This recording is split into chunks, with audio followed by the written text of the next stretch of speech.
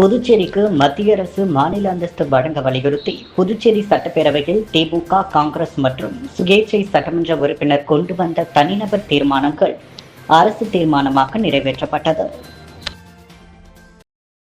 புதுச்சேரி சட்டப்பேரவை பட்ஜெட் கூட்டத்தொடரின் இறுதி நாளான இன்று சட்டமன்ற எதிர்க்கட்சித் தலைவர் சிவா, திமுக சட்டமன்ற உறுப்பினர்கள் நாஜி, மணிபால் கண்ணடி, செந்தில்குமார், நாகதியாகராஜன், காங்கிரஸ் சட்டமன்ற உறுப்பினர் மற்றும் சுயேட்சை சட்டமன்ற உறுப்பினர் நேரு உள்ளிட்டோர் புதுச்சேரிக்கு மத்திய அரசு மாநில அந்தஸ்து வழங்க வலியுறுத்தி தனிநபர் தீர்மானங்களை கொண்டு வந்தனர்.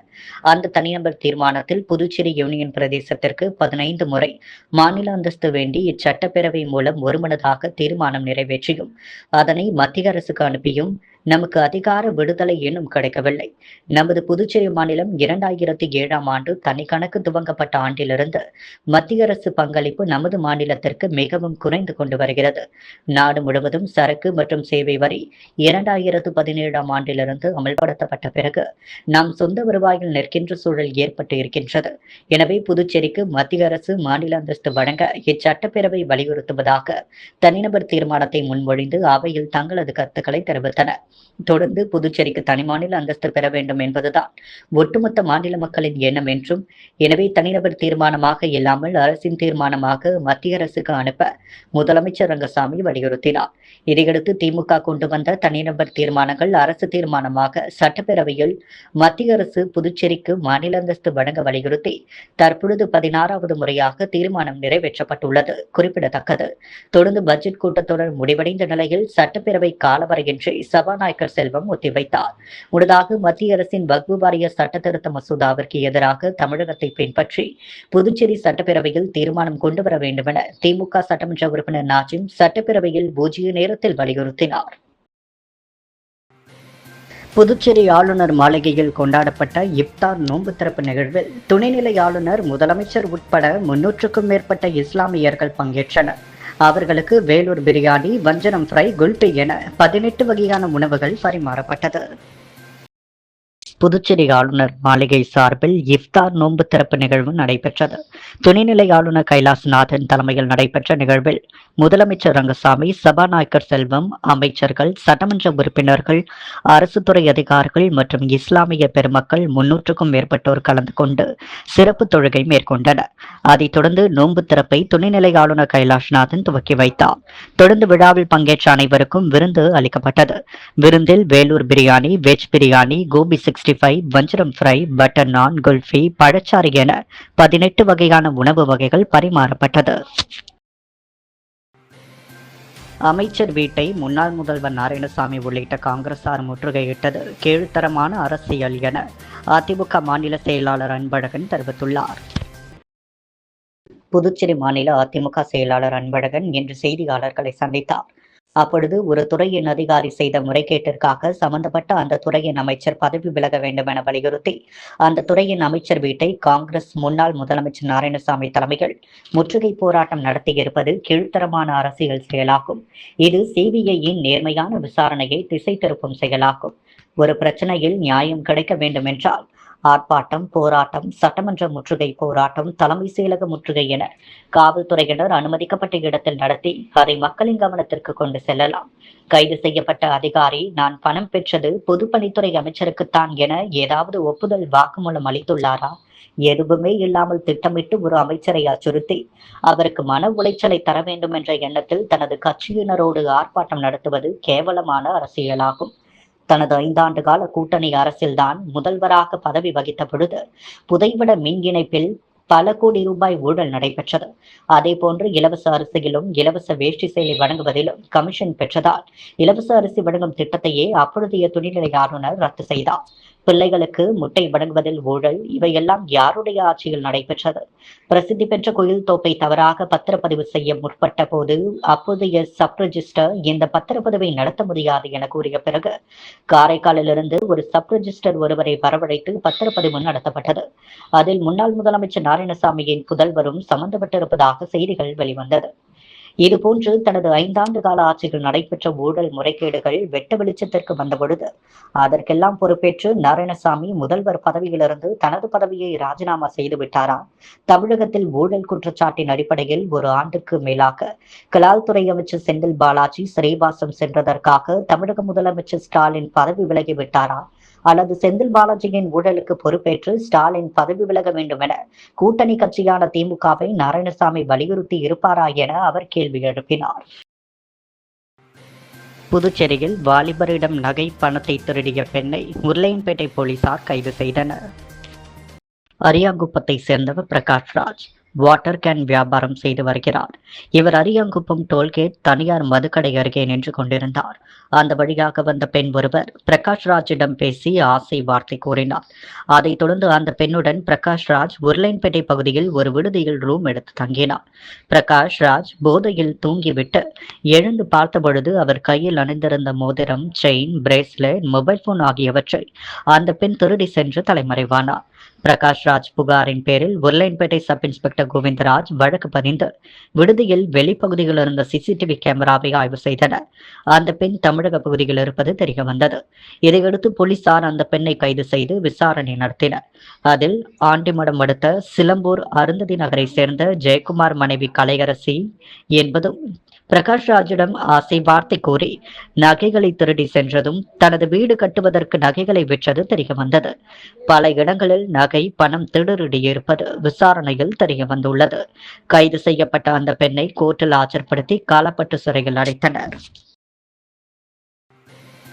விளையாட்டு பொம்மை போல் புதுச்சேரியை நினைக்கின்றார்கள் என்று எதிர்க்கட்சித் தலைவர் சிவா ஆவேசமாக தெரிவித்துள்ளார். புதுச்சேரி சட்டப்பேரவையில் இன்று செய்தியாளர்களை சந்தித்த எதிர்க்கட்சித் தலைவர் சிவா, மாநில அந்தஸ்தை மத்தியில் ஆளும் தற்பொழுதைய அரசும் அப்பொழுதைய அரசும் தர விரும்பவில்லை. விளையாட்டு பொம்மை போல் புதுச்சேரியை நினைக்கின்றனர். மத்திய அரசு அதிகாரிகள் விருந்தினர் மாளிகை போல் நினைக்கின்றனர். RSS சித்தாந்தத்தில் உள்ள மத்திய அரசு மாநிலத்தை கூட மாவட்டமாகத்தான் நினைக்கிறார்கள் என்றார். புதுச்சேரி சட்டப்பேரவையில் இன்று முதல்வர், அமைச்சர்கள், சட்டமன்ற உறுப்பினருக்கு பாஜக சட்டமன்ற உறுப்பினர் பலாப்பழங்களை கொடுத்து அசத்தினார். புதுச்சேரி காலாப்பட்டு தொகுதி பாஜக சட்டமன்ற உறுப்பினர் கல்யாண சுந்தரத்திற்கு புதுச்சேரி விமான நிலையம் அருகில் 30 ஏக்கர் விவசாய நிலம் உள்ளது. இங்கு மா, பலா, வாழை, தென்னை, முந்திரி போன்றவற்றை பயிரிட்டுள்ளார். தற்பொழுது பலாப்பழ சீசன்கள் களை கட்டியுள்ளது. தனது நிலத்தில் விளைந்த பலாப்பழங்களை முதல்வர், அமைச்சர்கள், சட்டமன்ற உறுப்பினர்களுக்கும் நண்பர்களுக்கும் வழங்குவது கல்யாண சுந்தரத்தின் வழக்கம். அந்த வகையில் புதுச்சேரி சட்டப்பேரவை பட்ஜெட் கூட்டத்தொடரின் இறுதி நாளான இன்று காலாப்பட்டு தொகுதி பாஜக சட்டமன்ற உறுப்பினர் கல்யாண சுந்தரம் தனது தோட்டத்தில் விளைந்த பலாப்பழங்களை மினி வேனில் வைத்து சட்டப்பேரவைக்கு கொண்டு வந்தார். தொடர்ந்து கல்யாண சுந்தரம் முதல்வர் ரங்கசாமியிடம் பலாப்பழங்களை வழங்க பெரிய சைஸ் பலாவை வியப்புடன் பார்த்தவாறு புன்சிரிப்புடன் முதல்வர் பெற்றுக்கொண்டார். இதேபோல் சபாநாயகர் செல்வம், அமைச்சர்கள் மற்றும் சட்டமன்ற உறுப்பினர்களுக்கும் பலாப்பழங்களை வழங்கினார். புதுச்சேரி அரசு சமூக நலத்துறை மூலம் உழவர்கரை சட்டமன்ற தொகுதியை சேர்ந்த மாற்றுத்திறனாளி பயனாளிகள் 10 பேருக்கு விலையில்லா 3 சக்கர வாகனத்தை சட்டமன்ற உறுப்பினர் சிவசங்கர் வழங்கினார். புதுச்சேரி அரசு சமூக நலத்துறை மூலம் உழவர்கரை சட்டமன்ற தொகுதியை சேர்ந்த மாற்றுத்திறனாளி பயனாளிகளுக்கு புதுச்சேரி அரசின் விலையில்லா 3 சக்கர மோட்டார் சைக்கிள் வழங்கும் நிகழ்ச்சி உழவர்கரை சட்டமன்ற உறுப்பினர் அலுவலகத்தில் நடைபெற்றது. இதில் சிறப்பு விருந்தினராக தொகுதி சட்டமன்ற உறுப்பினர் சிவசங்கர் கலந்து கொண்டு உழவர்கரை சட்டமன்ற தொகுதியை சேர்ந்த மாற்றுத்திறனாளி பயனாளிகள் 10 நபர்களுக்கு புதுச்சேரி அரசு சமூக நலத்துறை மூலம் விலையில்லா 3 சக்கர மோட்டார் சைக்கிளை வழங்கினார். இந்த நிகழ்ச்சியில் சமூக நலத்துறை துணை இயக்குனர் ஆறுமுகம் மற்றும் அதிகாரிகள், ஊழியர்கள் கலந்து கொண்டனர். பாகூர் அருகே பட்டப்பகலில் கோவிலுக்குள் புகுந்து திருடிய வாலிபரை போலீசார் கைது செய்தனர்.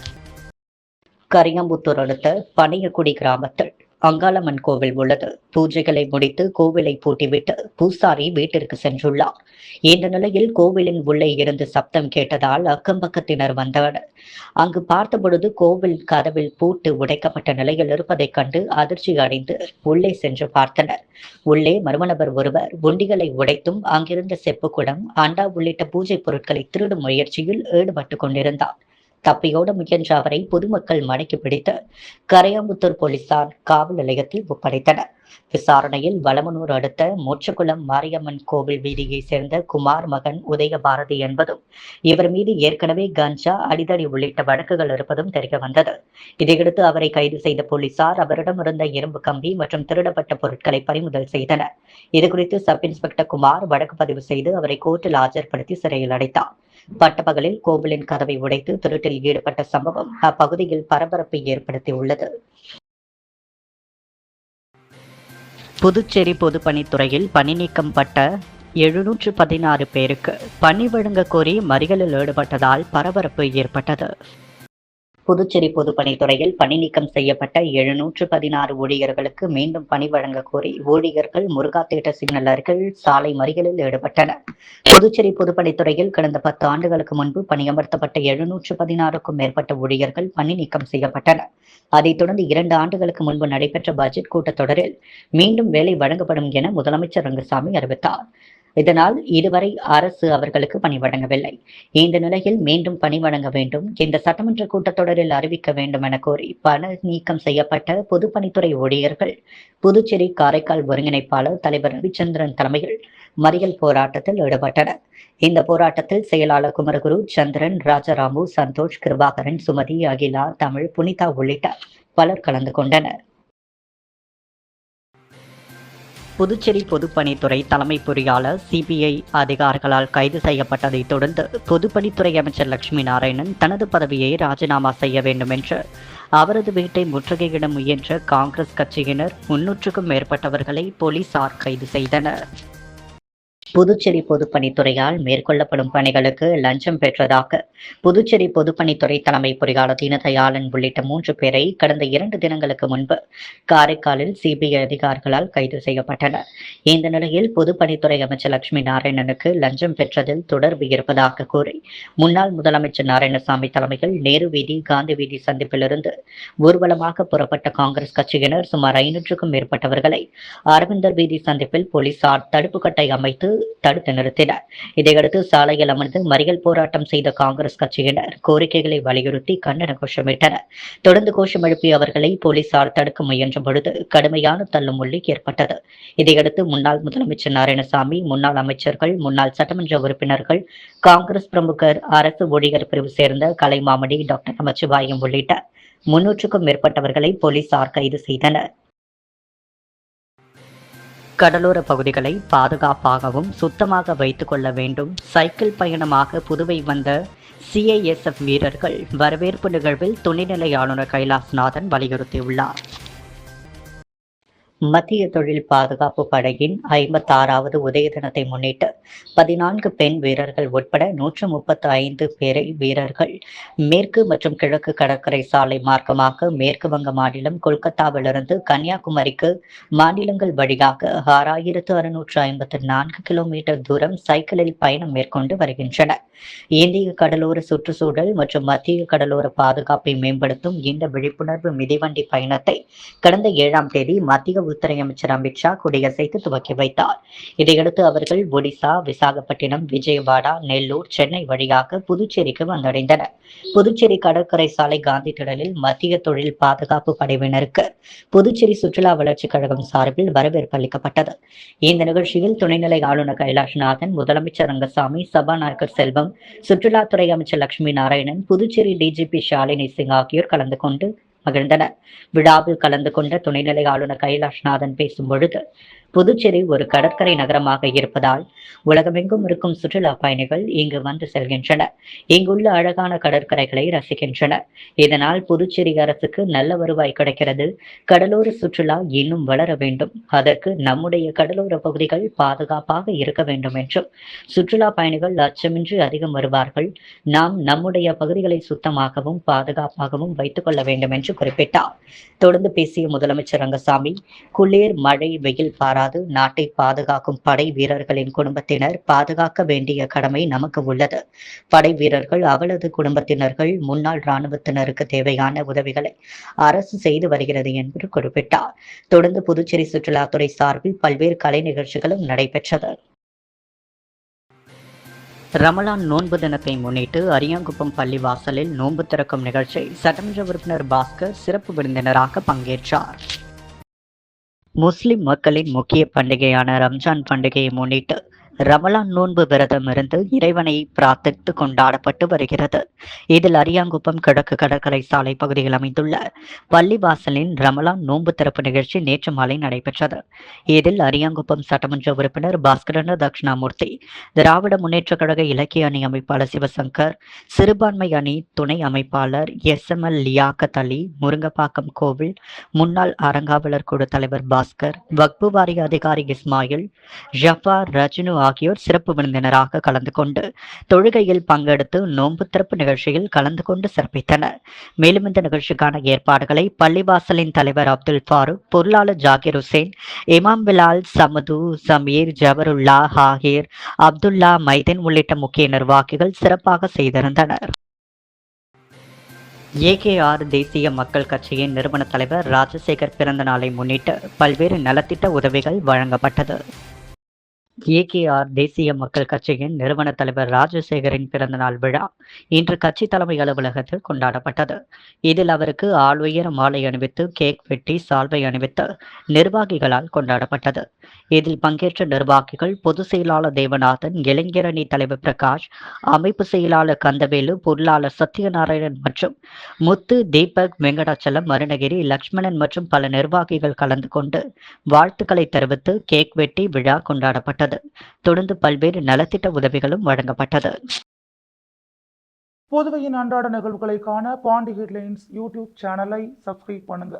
தொடர்ந்து எங்களுடன் இணைந்திருக்க பக்கத்தில் உள்ள பெல் பட்டனை பிரஸ் பண்ணுங்க. லைக் பண்ணுங்க, ஷேர் பண்ணுங்க. என்றும் உங்களுடன் பாண்டி ஹெட்லைன்ஸ்.